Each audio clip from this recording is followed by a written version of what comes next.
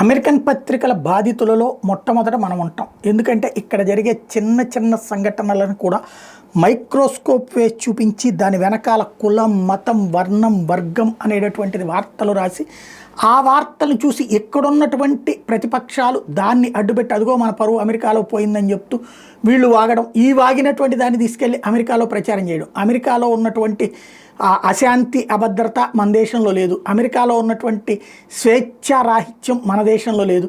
అమెరికాలో ఉన్నటువంటి నిబంధనల ఉల్లంఘన మన దేశంలో లేదు.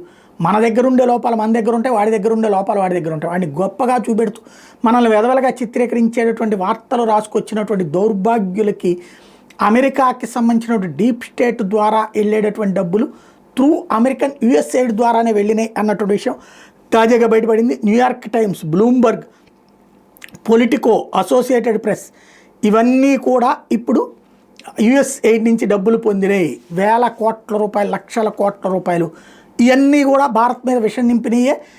నరేంద్ర మోడీ మీదన, ఆర్ఎస్ఎస్ మీదన విపరీతంగా నెగిటివ్ ప్రచారం చేసినాయి. అంటే అమెరికా డబ్బులతో వీళ్ళందరూ కథ నడిపారన్నటువంటి విషయం స్పష్టమైపోతుంది.